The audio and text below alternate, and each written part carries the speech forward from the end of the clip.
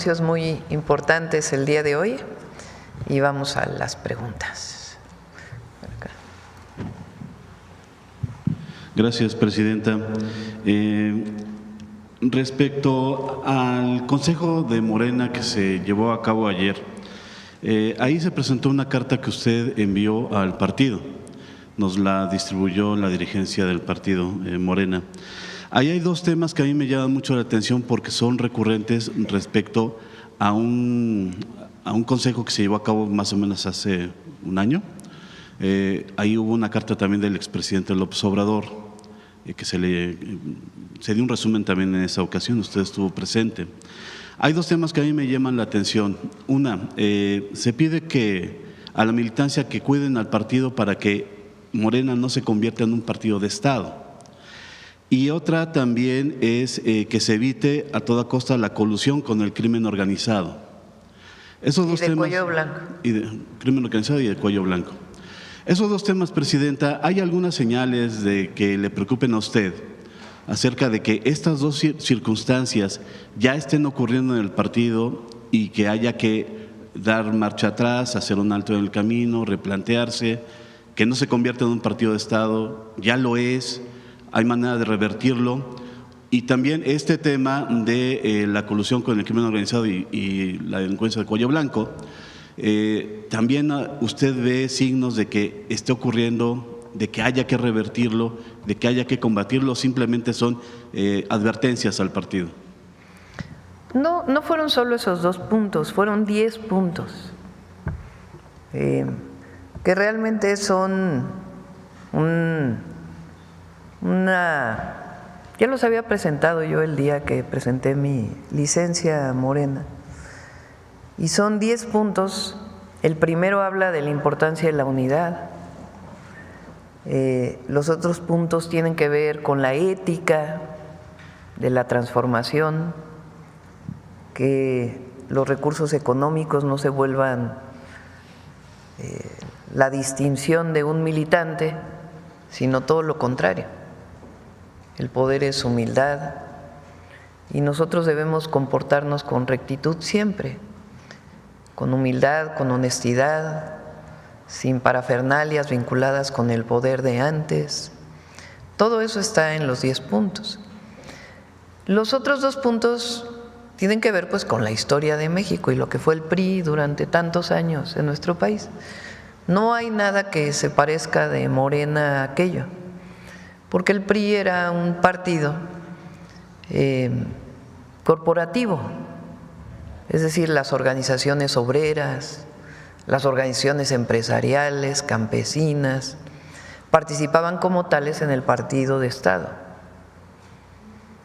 En este caso no, Morena tiene una afiliación individual, pero de todas maneras es importante por la historia de México ponerlo en los puntos y decir, no caigamos en lo que fue una historia en nuestro país que no fue buena. Y la otra pues es parte de las orientaciones, no hay nada que pueda vincular al partido Morena a ninguna situación de vínculo con la delincuencia, sino sencillamente es un elemento sustantivo que debemos de tomar en cuenta siempre. Ok, gracias. En una nota que traemos publicada en imagen en Excelsior, hacemos hincapié en cómo el hecho que ocurrió en Chalco con la señora que pues asesinó a 2 personas defendiendo una casa que presuntamente estaba invadida. Se destapa también un tema de invasión de casas muy fuerte en el Estado de México.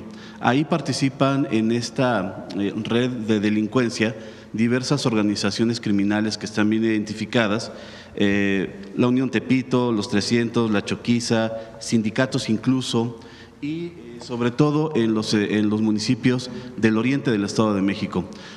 Quisiera…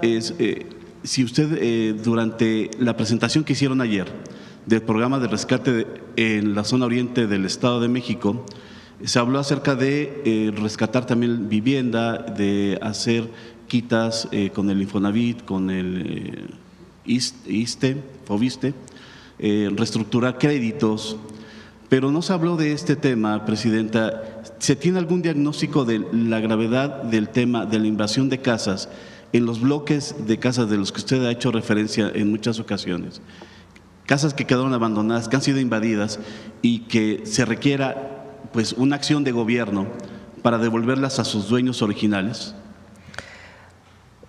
No sé si ya lo presentó aquí el Infonavit, sino para que se presente en la próxima conferencia que tiene que ver con vivienda. Probablemente vengan mañana.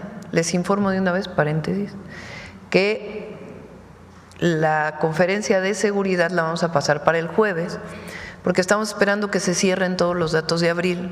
Recuerden que hay unos días en que se consolidan, se concilian los datos con las fiscalías estatales y queremos presentar el cierre de abril, entonces va para el jueves y probablemente mañana presentemos vivienda. Se estima que hay más de 600,000 viviendas abandonadas o ocupadas de manera irregular en el país, imagínense.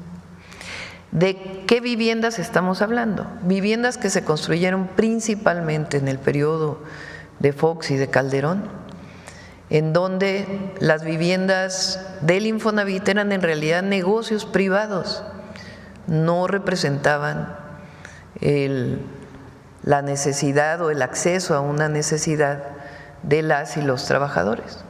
Se construyeron muchas viviendas alejadas de los centros urbanos, algunas de 35 metros cuadrados, han encontrado algunas de 10 metros cuadrados, sin servicios, sin cercanía a las poblaciones. El trabajador accedía a un crédito que ya sabemos cómo era, donde cada vez el crédito aumentaba más en vez de disminuir conforme se iba pagando. Y además nunca podían habitar la casa porque o no tenía servicios o estaba muy lejos o de plano nunca se construyó.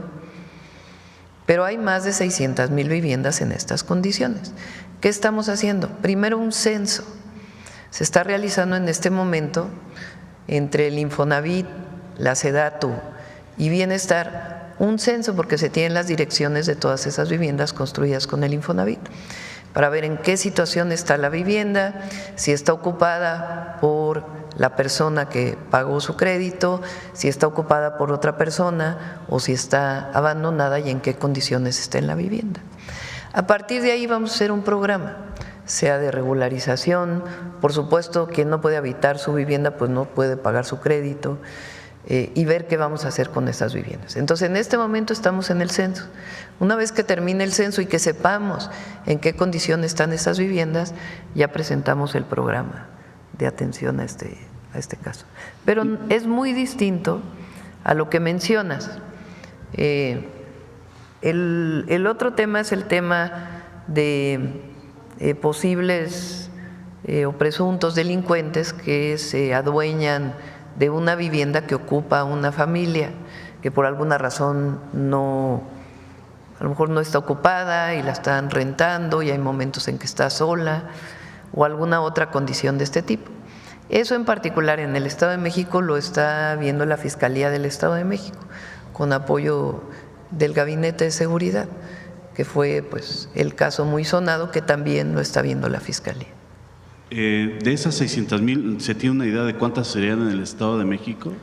No si hay. quieren, esperamos a que lo presente ya el Infonavit, el programa, junto con Edna Vega, la secretaria de SEDATU, para que puedan conocer exactamente todos los que nos escuchan en qué condiciones están las viviendas, qué es lo que va a pasar con el censo y qué se está previniendo. Y más allá de conocer el número de las que están invadidas, ¿alguna acción de gobierno en contra de estos grupos de la delincuencia organizada que sí están invadiendo? Eso tiene que verse con las fiscalías, porque es distinto el caso de las 600,000 viviendas, porque no necesariamente es un delincuente que fue y ocupó una vivienda, sino una persona con necesidad de vivienda o una familia que lo ocupó.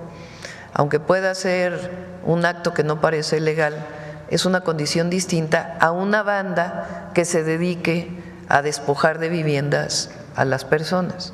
Es distinto el fenómeno, más allá de si tiene un asunto penal o no. Entonces, en este momento, ustedes saben, desde el presidente López Obrador no se está desalojando. pero hay que atender el caso de las viviendas construidas por el Infonavit hace tiempo. El otro caso de despojo se atiende a través de las fiscalías. Muchas gracias. Y por último, Presidenta, la sección 22 de la Coordinadora Nacional de Trabajadores de la Educación mantiene su llamado a hacer un paro a partir del 15 de mayo, un paro nacional de todos sus agremiados. Aquí hemos visto que han venido representantes de la CENTE, también del sindicato, para dialogar con ustedes y evitar este paro. ¿En qué van estas pláticas? Hay diálogo con todos los maestros y maestras, tanto a través de el Sindicato Nacional de Trabajadores de la Educación, con la coordinadora, hay diálogos estatales en donde está participando la Secretaría de Educación Pública para atender las demandas locales. Están los puntos que ofrecimos desde hace tiempo, que tienen que ver con el FOBISTE, el congelamiento de la jubilación y algunas otras acciones de apoyo a las maestras y los maestros. Entonces hay un diálogo permanente y va a seguir el diálogo. Con lo que ustedes han ofrecido, ¿no tendría sentido un paro nacional? Pues ya vamos a pedirle al secretario de Educación que venga.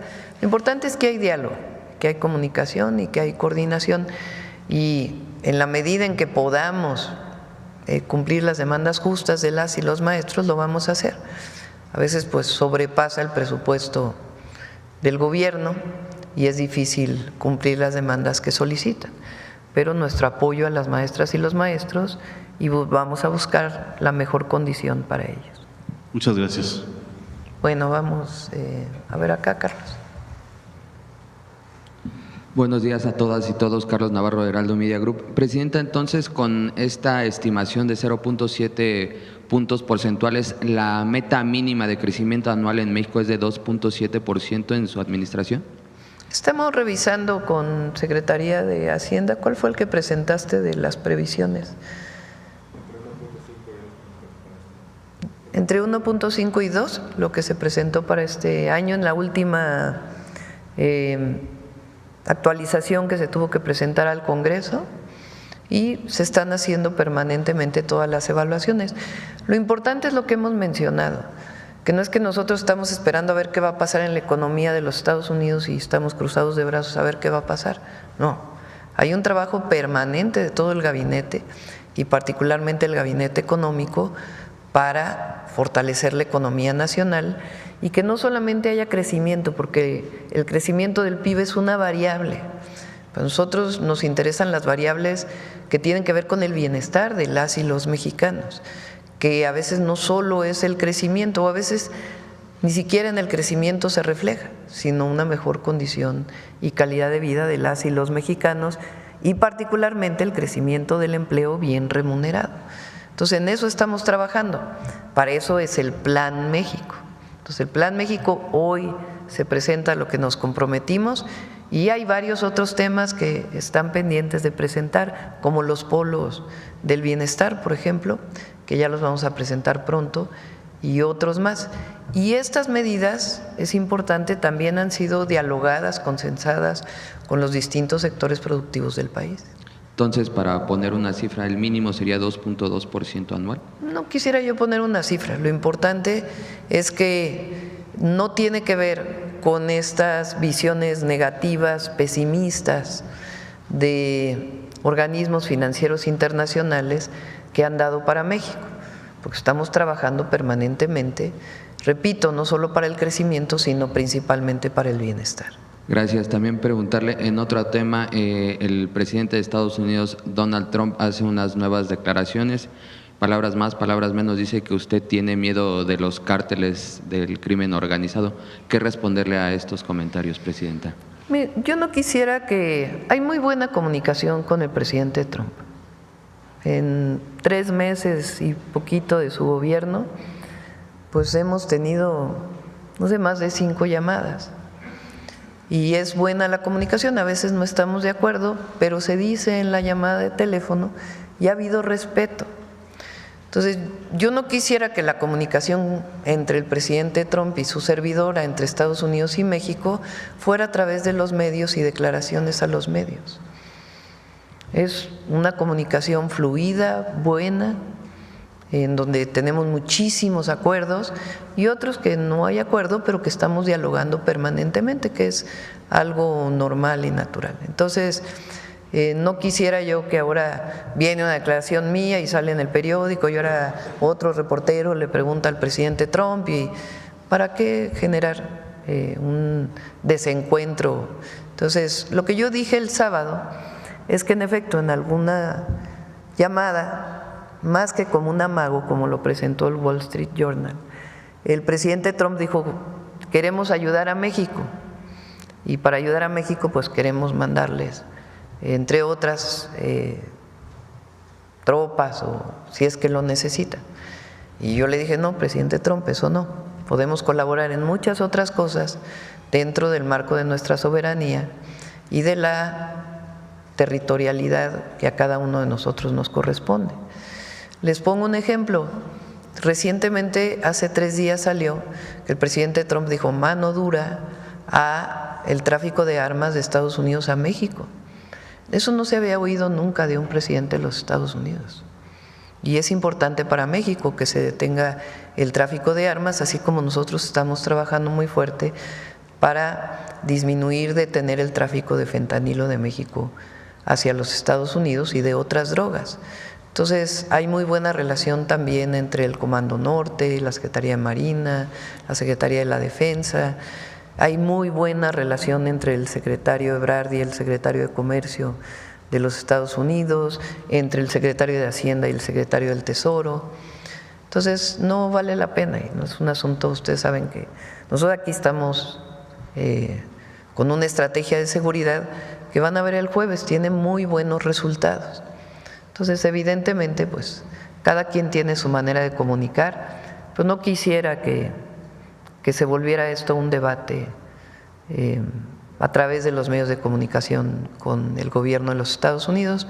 Tenemos nuestra comunicación, hay muchísimos acuerdos y sigue habiendo esa buena comunicación, y cuando hay desacuerdos pues también se hacen a través de los medios oficiales y de la comunicación personal. Entonces, mejor lo dejamos ahí para que no haya ahí un tema de un debate a través de los medios. Así como México ha estado cumpliendo con la serie de acuerdos que se han planteado en estas llamadas, ¿Estados Unidos está cumpliendo con los acuerdos que ustedes les plantearon, sí, Presidenta? Sí, y hay muchas otras cosas que estamos todavía revisando. México ha tenido, dentro de todo el esquema de aranceles que ha decidido el presidente Trump al mundo entero, México está en una condición mejor que muchísimo, bueno, yo diría que la gran mayoría de los países del mundo, y eso es gracias a la comunicación que tenemos. Tenemos buena comunicación en otros temas, como en migración, como en seguridad. Entonces vamos a mantener esa buena relación, y sobre todo esta relación de respeto que se ha dado entre el gobierno de Estados Unidos y el gobierno de México. En otro tema, Presidenta, estamos a menos de un mes de la elección al Poder Judicial. ¿Usted estará participando con su voto? ¿De qué manera se está orientando para elegir a los distintos candidatos? Pues revisando, igual que todos los mexicanos, en las páginas de el Instituto Nacional Electoral, el perfil de todos los que se están presentando, todas las que se están presentando, y hay que votar, a votar el 1 de junio. ¿Ya cambió su domicilio o votará en San Andrés? Ya cambiamos el domicilio, ya vamos a votar aquí. Ya no voy a votar allá en San Andrés Totoltepec. Y por último, preguntarle ayer sobre el tema de la zona metropolitana, principalmente en el oriente del Estado de México. ¿Cuándo los mexiquenses del oriente podrán palpar estas mejoras en calidad de vida, Presidenta? Poco a poco se va a ir notando. Iniciamos con este programa de mejoramiento de vivienda. Este año vamos a hacer una inversión muy importante de más de 3,000 millones de pesos para acceso a agua potable en todo el Estado de México y la ciudad, pero particularmente en el oriente. Por decirles algo, en el tiempo que llevamos, se han rehabilitado prácticamente todos los pozos de Catepec que estaban cerrados. Se rehabilitaron ya 3 plantas de potabilización para Catepec. Todavía hay zonas de Catepec que no tienen el acceso que se requiere al agua potable, pero hay otras zonas que de plano no estaban recibiendo agua y que hoy ya tienen esa posibilidad, y así como Ecatepec para muchas otras, para los 10 municipios donde estamos trabajando. Agua potable, fuimos el viernes a visitar esta obra impresionante de 1,5 kilómetros del nuevo colector en Chalco para evitar inundaciones, es completamente nuevo, es una inversión de más de cerca de 500 millones de pesos, va a evitar inundaciones. El lunes de hoy en 8 inauguramos el trolebús elevado para Chalco y de ahí nos vamos a ir a Iztapaluca, vamos a iniciar este mismo año. Es decir, son varios programas y ayer mencioné que vamos a ampliar el número de preparatorias y al menos un pequeño campus universitario de las universidades que estamos creando en cada uno de los 10 municipios. Muchas gracias, buena semana a todas y todos. Bueno, a ver acá para terminar de este lado. Presidente, buenos días a todos. Preguntarle, Presidenta, sobre el caso de este agente de la extinta Policía Federal, ejecutado el 30 de abril en el estado de Morelos, condecorado como héroe, testigo clave en un caso de un líder criminal. ¿Tenía protección del gobierno federal? Si les parece que el jueves lo informen con todo detalle el Gabinete de Seguridad, lo hemos visto en el gabinete, pero me gustaría que lo informara directamente el secretario García Harfuch. Y en temas también de seguridad, preguntarle sobre el caso del rancho Izaguirre del estado de Jalisco. Este fin de semana fue detenido el presidente municipal de Teuchitlán. ¿Qué le informó su gabinete de seguridad?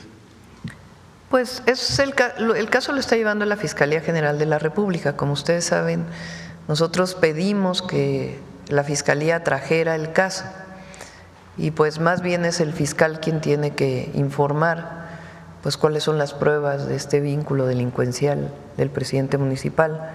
Él lleva ya en la presidencia o llevaba ya en la presidencia municipal, fue reelecto, o sea, lleva más de este año, que es cuando entraron los presidentes municipales de Jalisco.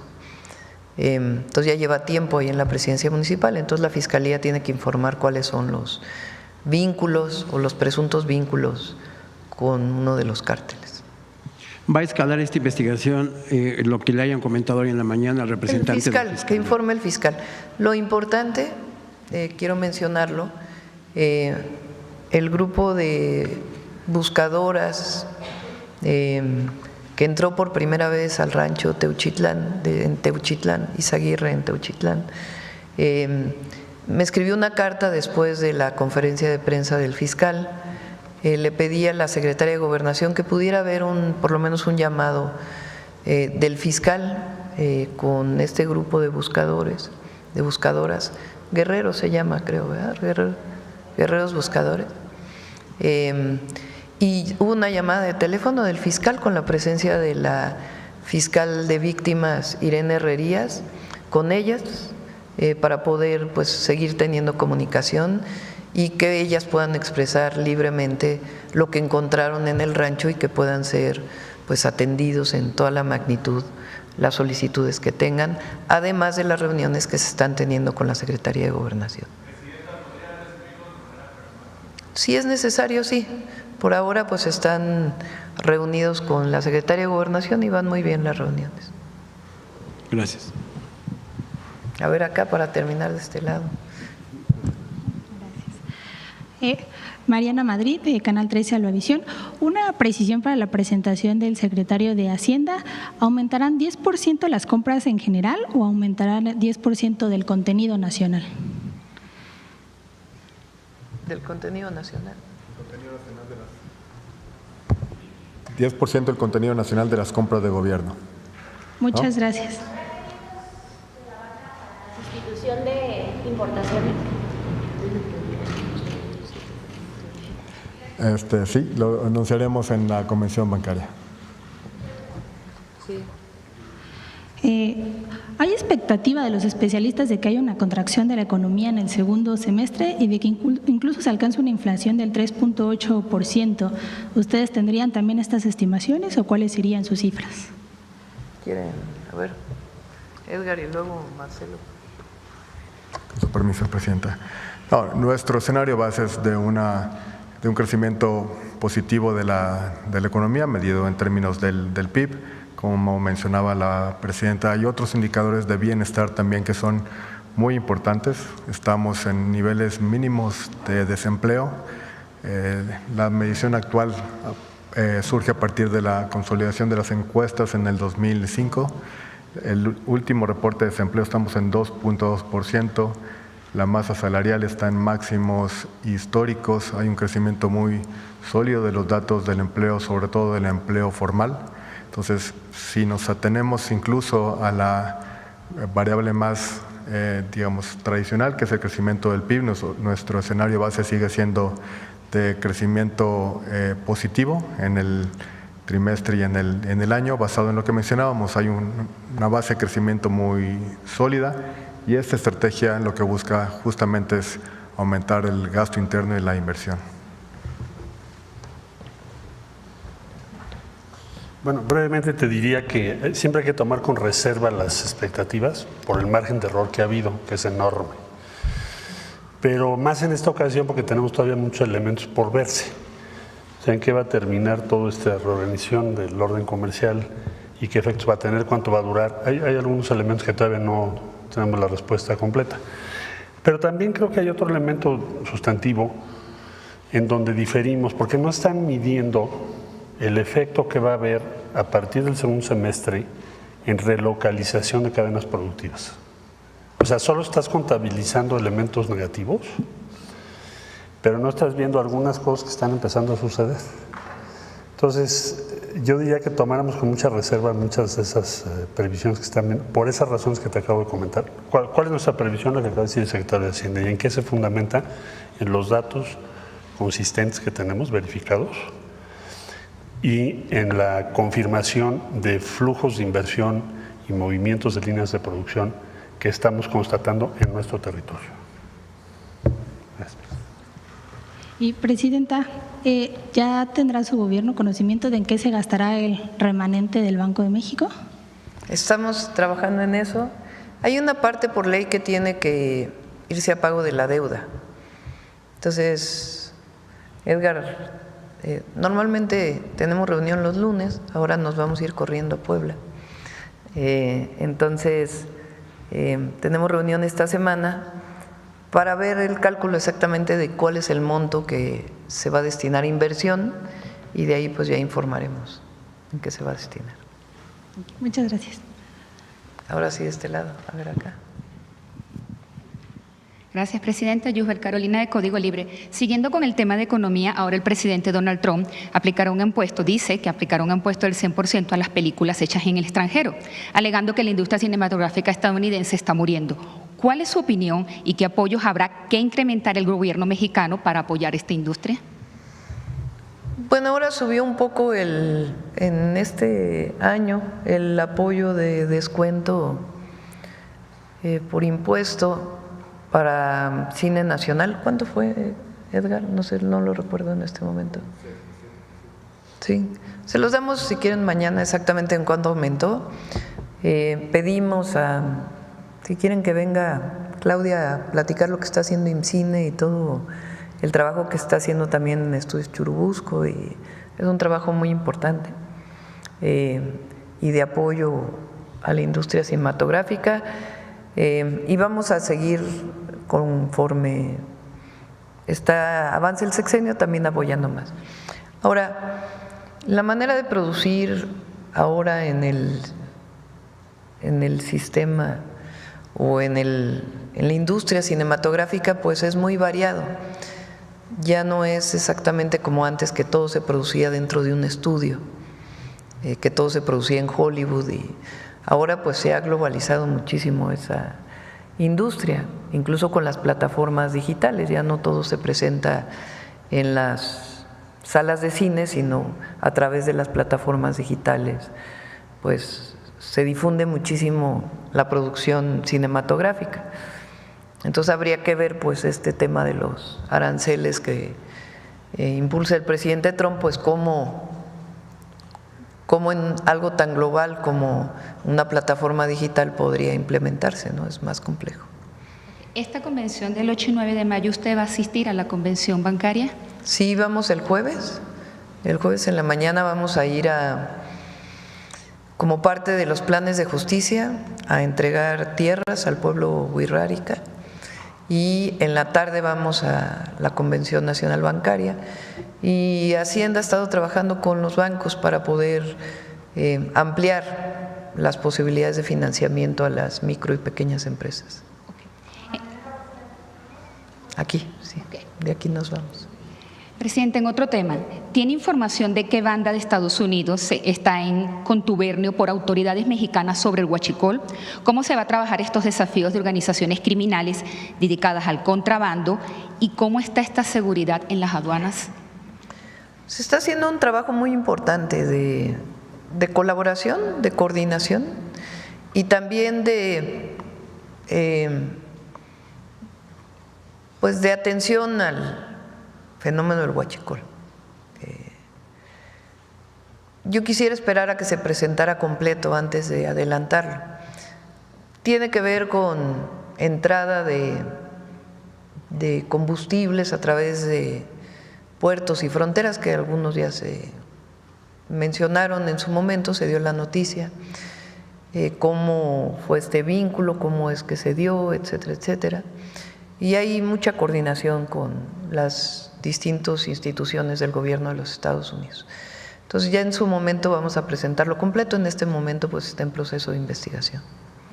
Y haciendo otro énfasis en la Carta Morena, de último momento la dirigencia borró la orden de suspender cualquier indicio de proselitismo. ¿A qué se debió este cambio? ¿Usted sabía por qué esto quedó afuera? No, pues ni fui ni debo ir al Consejo de Morena. Yo lo único que hice fue enviar una carta con mis opiniones para ser tomadas en cuenta, pero ya lo que ocurre en Morena pues ya es un asunto del propio Consejo y de la propia dirigencia de Morena, ya no es un asunto de la presidenta y ellos lo tienen que informar. De que se haya quedado fuera Ya última hora. Ya no me corresponde opinar en eso. Y por último, en estos días en la conferencia del Episcopado Mexicano que se llevó a cabo del 28 de abril, ellos tienen un temor que la reforma no pueda ser efectiva con todo esto que esperan por los mismos servidores públicos de que caigan en manos del narco. ¿Cómo? Durante la conferencia del Episcopado Mexicano que se llevó a cabo el 28 de abril, expresaron su temor respecto de que tras las elecciones del 1 de junio quede en manos del crimen organizado y temen de que la reforma quede en manos de ellos. ¿Y qué le contesta usted a ellos? No va a ser así. No ocurrirá de esa manera. Pero fíjense que el jueves vamos a presentar, porque ayer hubo otra liberación muy grave. Sí vamos a presentar cuántas liberaciones desde que entramos al gobierno han hecho los jueces, vinculados con delincuencia organizada, que son muy graves. Entonces sí sería bueno para todos aquellos que dicen que no debe haber elección del Poder Judicial. ¿Qué opinan de lo que pasa?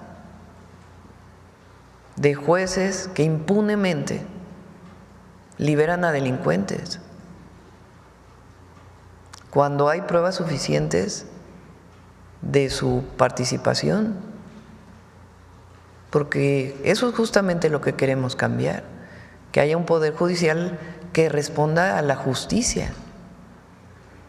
Entonces, hoy está ocurriendo que hay jueces, sea por comisión, por omisión o por otra razón, pero están liberando, ya déjense delincuentes de cuello blanco, delincuentes vinculados con la delincuencia organizada o que dan amparos sin justificación.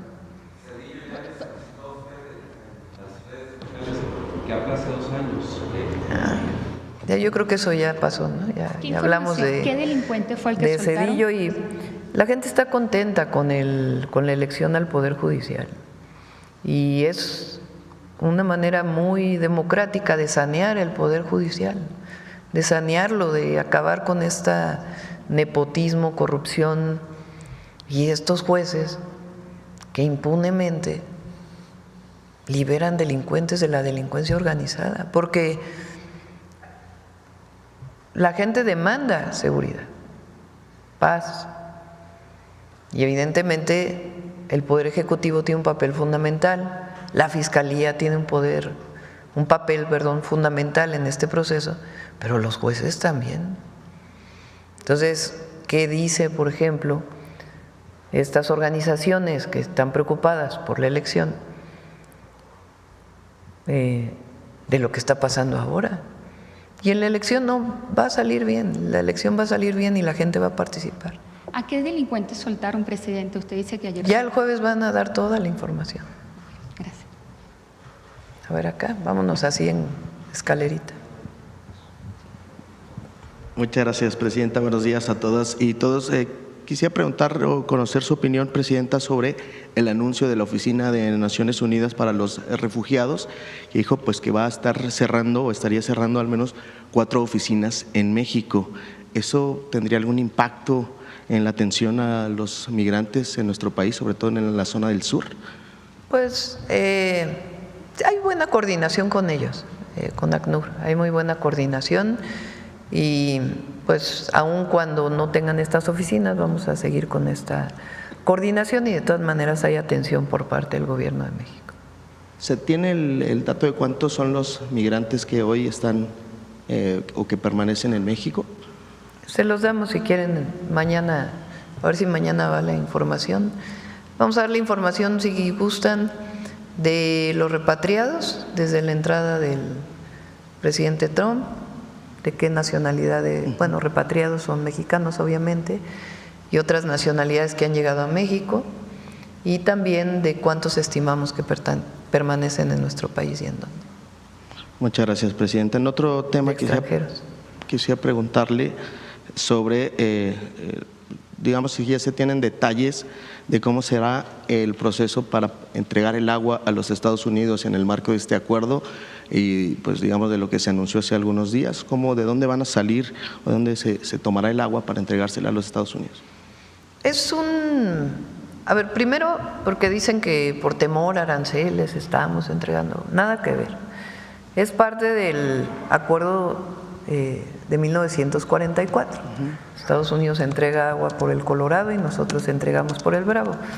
En los últimos años, debido a la sequía, México había disminuido las entregas, producto de la sequía.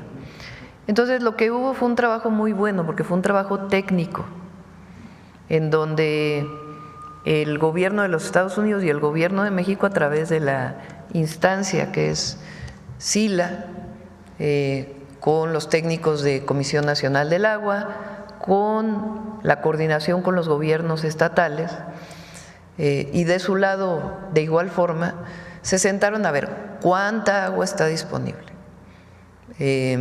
cuánto se puede entregar ahora que no afecte a México, cuándo nos tenemos que volver a reunir para ver, de acuerdo a la temporada de lluvias, cuánta agua adicional se puede entregar después de la temporada. Entonces, a partir de ahí, de ese trabajo muy técnico, pues se definieron cuáles son las entregas que se tienen que dar y en dónde. Entonces, fue un acuerdo vinculado con el Tratado de 1944. Entonces, y ya los detalles fueron publicados en un comunicado por parte de Relaciones Exteriores y también por parte del Gobierno de los Estados Unidos. En este caso se involucró también la Secretaría de Agricultura, del Gobierno de los Estados Unidos y el secretario Verdeguer.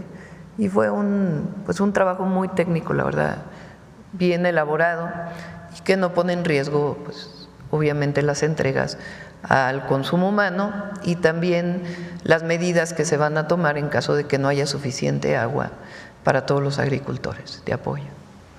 Y aprovechando… No por la entrega, sino por la propia sequía. Claro. Muchas gracias. Aprovechando este tema que dice y que tiene que ver también con el tema de la sequía, que es lo que ha, pues, estimado o pronosticado con agua, ¿cuáles serían las acciones, pues, que se estarían tomando desde su gobierno para garantizar? Hay un trabajo muy importante que se está haciendo de uso eficiente del agua, de tecnificación de riego agrícola.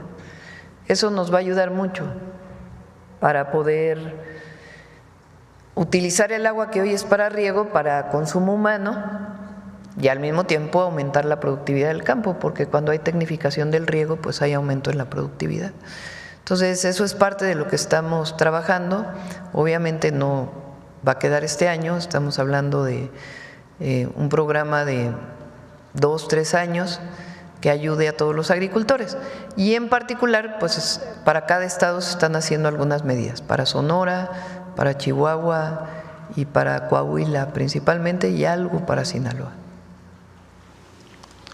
Muchas gracias, presidenta. Quisiera aprovechar solamente, si puede comentarnos el secretario de Economía en este tema que explicaba sobre los textil, la participación de la Fiscalía. Él decía que hay algunos delitos, ¿verdad? Si nos podía hacer la precisión, por favor. Muchas gracias. Bueno, brevemente diría lo siguiente. Mira, todo este trabajo es un trabajo en equipo con diferentes instituciones, cada quien en su rol. La unidad de inteligencia financiera, yo diría, ha sido muy importante, porque por primera vez congelamos las cuentas, no nada más es ir a clausurar la empresa, las 8 empresas que mencioné.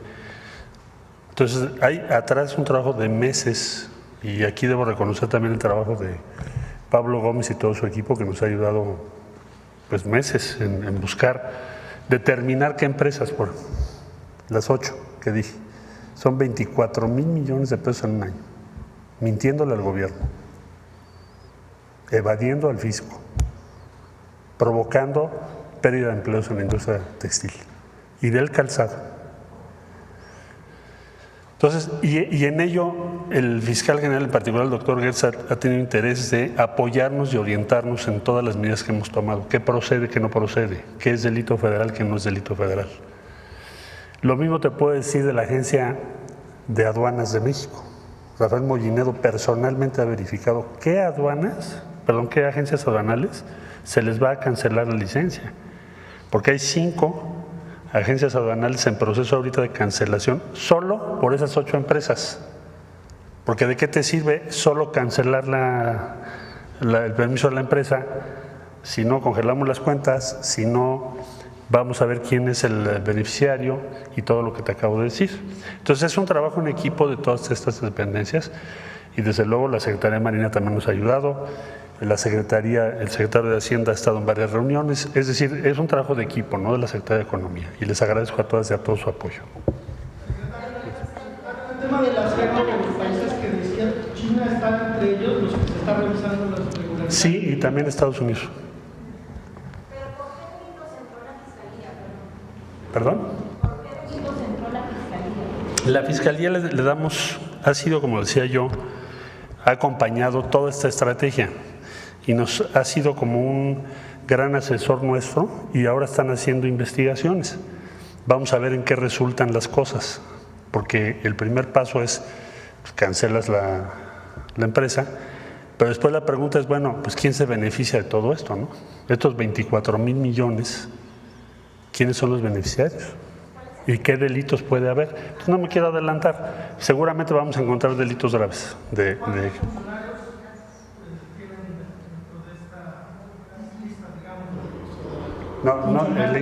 el equipo que nos está ayudando es Unidad de Inteligencia Financiera de la Secretaría de Hacienda y Crédito Público, es la Fiscalía General de la República en su área de competencia, los gobiernos de los estados, Baja California nos ha estado apoyando, Jalisco, Aguascalientes, varias entidades federales. Usted mencionaba que son 8 empresas, pero también deben de haber… Son 8 empresas a las que les cancelamos, 5 son empresas que importan temporalmente, mintiendo, textiles, y 3 calzado. En ambas condiciones nunca exportaron eso, estaban engañando al gobierno. Entonces, ya se tomó la acción, pero va a haber una consecuencia, entre otras, cancelar a las agencias aduanales. Son 5, ahorita están en proceso de cancelación, y congelar las cuentas de quienes participan. ¿Por qué la Fiscalía? Pues la Fiscalía que nos está diciendo, bueno, vamos trabajando juntos desde ahora para que cuando identifiquemos todos los delitos que hubiese, primero determinar si son federales o locales, y segundo, acompañar al Ministerio Público a todo lo que hagamos para que tengamos éxito. Entonces, eso es a lo que me refiero.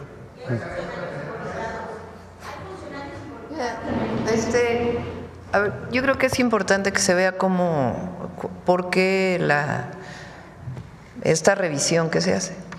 Hay un mecanismo que se llama IMEX, que lo pueden obtener distintas empresas cuyo objetivo fundamental es la exportación.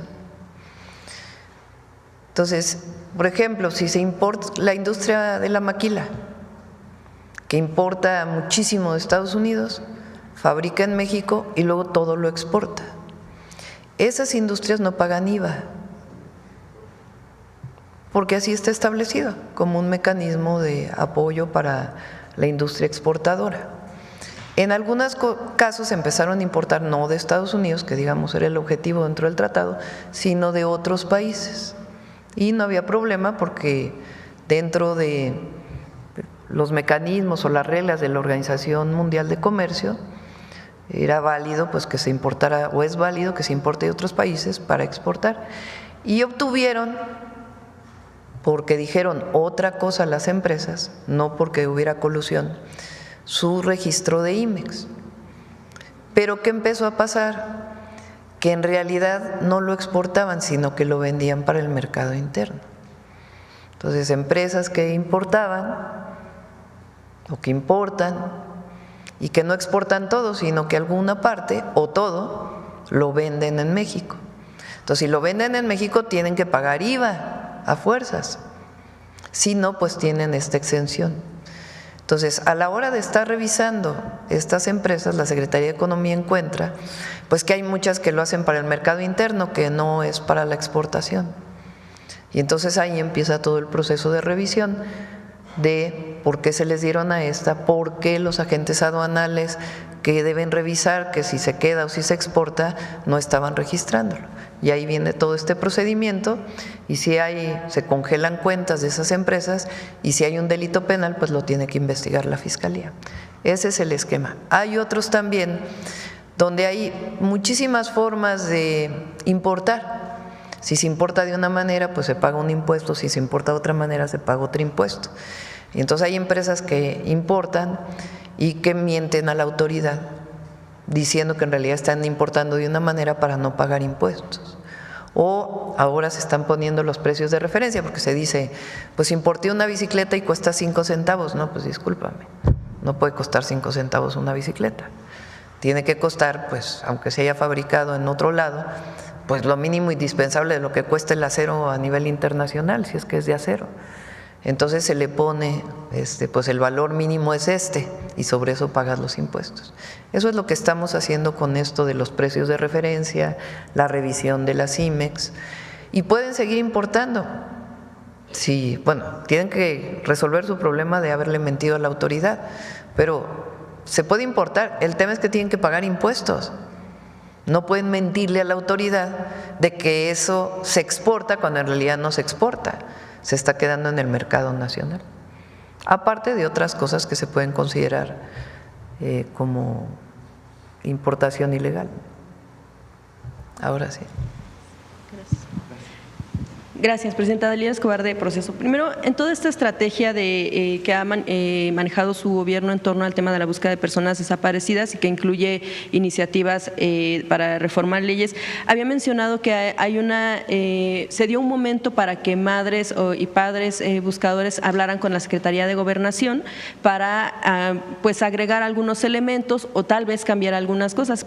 Primero quisiera preguntarle si cuándo se tendría previsto que se tengan listos ya estos, no sé si sean modificaciones, si va a enviarse de nuevo la iniciativa. Vamos a dar todo el mes de mayo.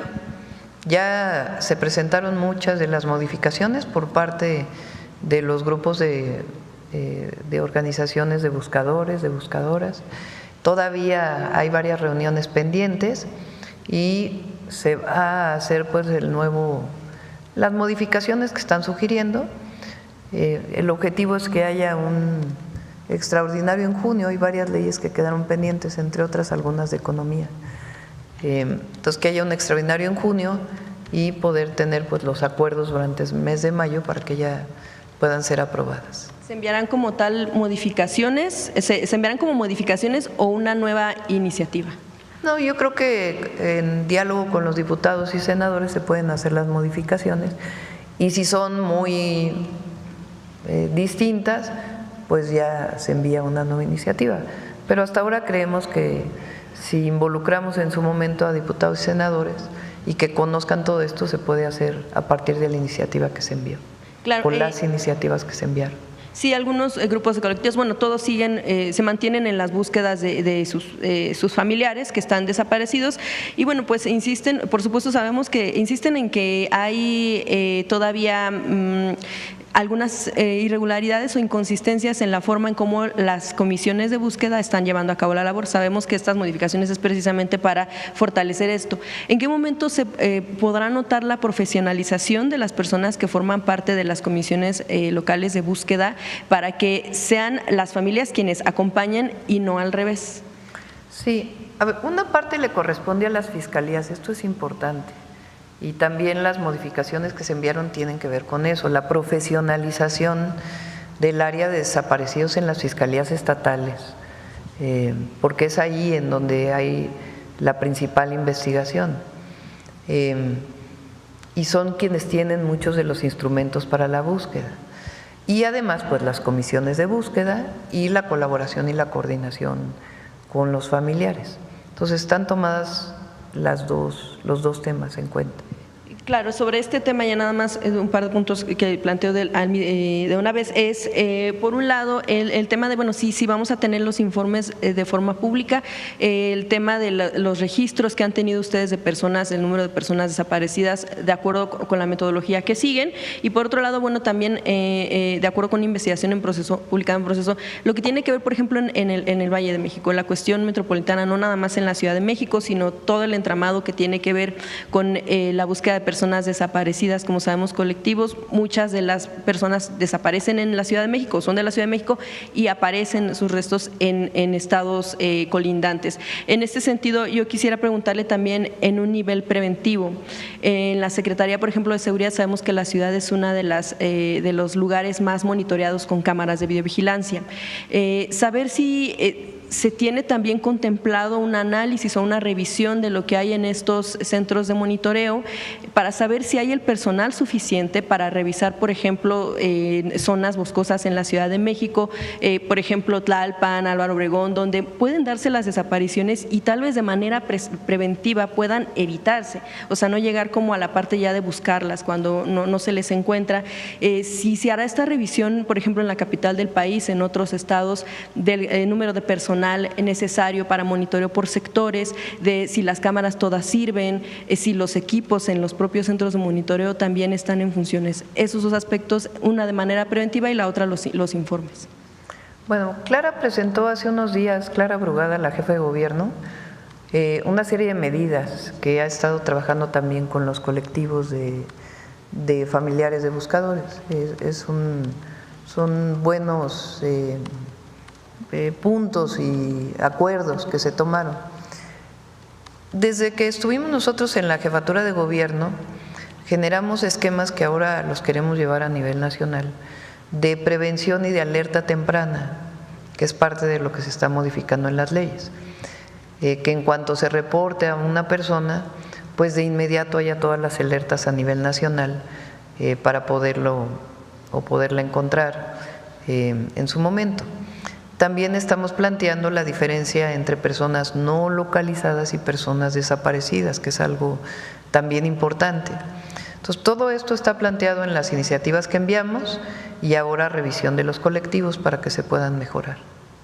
Bien, Presidenta, gracias. En otro tema, es un asunto que está pendiente todavía, que tiene que ver con Cuauhtémoc Blanco, el diputado, el exgobernador de Morelos, no solo ya relacionado con el tema del delito que se le acusa por violación en grado de tentativa, que está en investigación, sino también por otros elementos que tienen que ver con quejas presentadas ante la Comisión Estatal de Derechos Humanos y ante incluso la Fiscalía de Anticorrupción, que tienen que ver, por ejemplo, en uno de los casos con la muerte de 8 adultos mayores en un albergue que, de acuerdo con las quejas y también con alguna denuncia, se dio por omisión de cuidados. Esto derivado de un supuesto plan de austeridad, según se acusan en estas quejas y también denuncias, y también algunas que apuntan hacia manejos irregulares en adquisición de medicamentos para suministrarlo en este tipo de centros.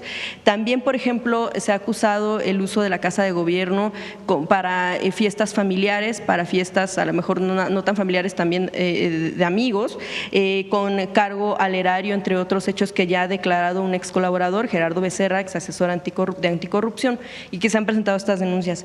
Yo quisiera preguntar, en el marco precisamente de estas sugerencias que hace usted como presidenta de la República y como militante con licencia al Consejo de Morena, ¿cómo es que tal vez un exgobernador sigue siendo un representante del pueblo, un legislador, teniendo este tipo de investigaciones, algunas pendientes, que de hecho, por cierto, una recomendación de la Comisión de Derechos Estatal por el tema del albergue no fue aceptada por el exgobernador en su momento? Yo quisiera preguntarle en ese sentido cómo se debiera manejar ese tipo de situaciones ante hechos que todavía no están resueltos, pero que sigue estando en representación. Tú misma lo comentaste, ¿no? Son hechos no resueltos.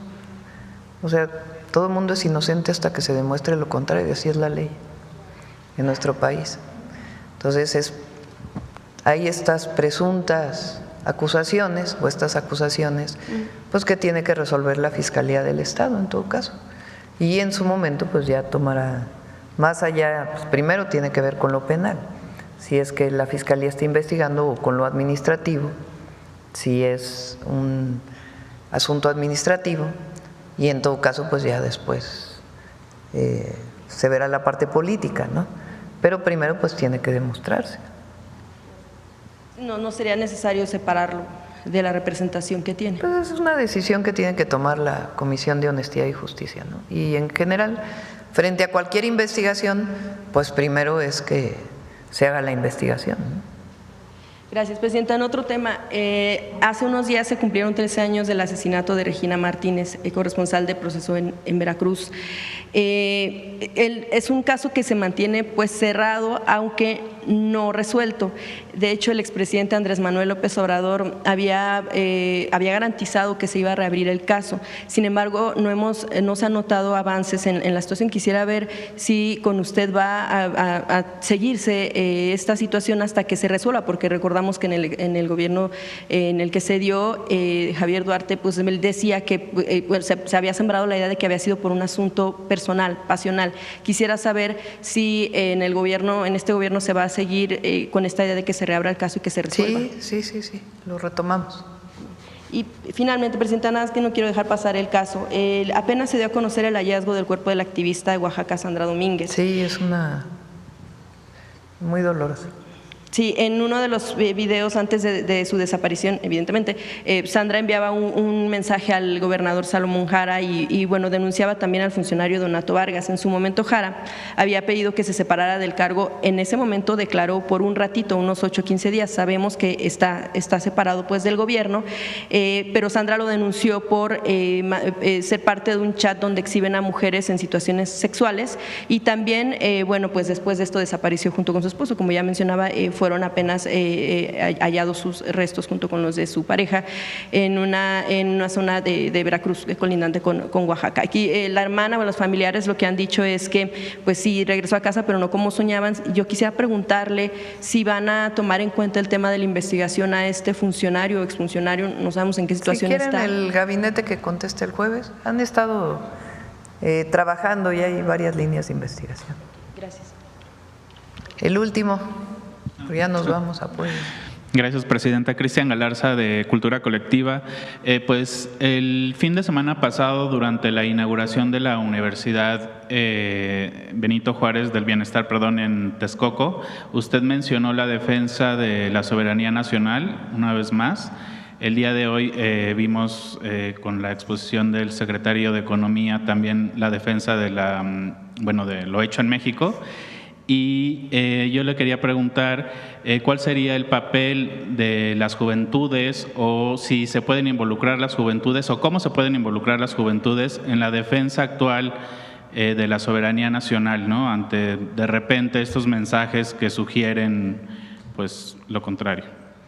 Bueno, yo pienso que las y los jóvenes deben participar siempre, críticamente, en la defensa de su país, de la democracia, de las libertades, de la participación política, de la igualdad y de la defensa de la soberanía. No hay riesgo realmente, pero siempre hay que defenderlo, más un 5 de mayo. Y siempre hay que defender la soberanía. No, México le ha costado mucho su independencia y ha habido periodos en la historia reciente donde se ha abierto más la posibilidad de participación. Lo he mencionado, el propio hecho de el triunfo de Fox en el 2000, que menciona la Bastida en su libro como un tema de injerencismo, o la presencia de agentes de agencias de Estados Unidos en la época de Calderón participando directamente en acciones, fuera de la ley, por cierto, porque había ejecuciones extrajudiciales, no detenciones. Eso marcó la guerra contra el narco y por eso la violencia que se generó, entre otras razones. Entonces, no, nosotros colaboración, coordinación sin subordinación. Y la mejor manera es conocer la historia de México, las virtudes del general Zaragoza y lo que representa el 5 de mayo en la historia. Aunque después vino la intervención francesa, pero tardaron un año más después de la batalla del 5 de mayo para poder entrar a la Ciudad de México y tuvieron que traer 5 veces las tropas que estaban en México, Napoleón. Entonces hay que conocer la historia para no olvidar esos momentos y saber siempre defender a la patria en cualquier momento. Igual, durante ese evento pues nos enteramos o se nos informó de las carreras que van a estar, digamos, en este nuevo plantel, que es Medicina Integral y Salud Comunitaria, así como Ingeniería Civil e Ingeniería Electromecánica. Nos gustaría saber cuál es, digamos, la trascendencia de estas profesiones, en la transformación que usted está continuando. Fíjense que la Universidad del Bienestar Benito Juárez o las Universidades del Bienestar Benito Juárez tienen un esquema muy participativo para definir las carreras que va a haber en cada lugar. Lo trabajan con la población, preguntan cuáles son las carreras que están vinculadas con su territorio y además que quieren los jóvenes en el lugar. Y a partir de ahí se define la orientación de las carreras. Hay distintas carreras en las más de 200 universidades del Bienestar Benito Juárez. Estas se trabajaron en particular con Atenco, pero también evidentemente con la población en Texcoco, porque esta universidad es resultado del plan de justicia para Atenco, que justo el 3 de mayo de este año se cumplieron 19 años de aquella brutal represión. Entonces, el presidente López Obrador hizo los planes de justicia para pueblos originarios, pero también para lugares en donde ha habido una injusticia marcada, como es el caso de Atenco. Y entonces ahí se inauguraron tanto la universidad como el hospital en Atenco, del IMSS Bienestar, y se va a seguir trabajando. Y las carreras se definen a partir de este diálogo que se tienen con las comunidades. En otro tema, y regresando un poquito al tema de la carta que envió a la militancia de Morena, hay un punto en el que menciona el turismo político. Tal vez la pregunta sería, ¿cómo diferenciar cuándo es turismo político y cuándo es estrictamente necesario acudir a este tipo de eventos? Porque vemos que muchos legisladores, senadores y otras dirigencias pues asisten a este tipo de foros internacionales, ¿no? Los foros internacionales son importantes, no es que estemos negando su importancia. El problema es cuando quieres viajar como tu objetivo principal, más allá de asistir a un evento, porque hay eventos que a lo mejor pues no tienen tanta relevancia. Para mí, pues las y los diputados tienen un papel en la Cámara, pero tienen un papel en su territorio, de vínculo con la ciudadanía que los eligió. Entonces, ese no se puede olvidar una vez que uno llega a la Cámara de senadores o de diputados o las cámaras estatales. Tienes que estar en contacto con la gente, para eso te eligieron. Entonces, no es que esté ocurriendo, pero hay que prevenirlo.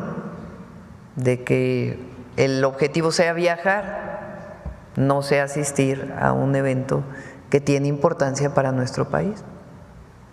Y bueno, finalmente, el 17 de mayo se conmemora el Día Nacional de la Lucha contra la Homofobia.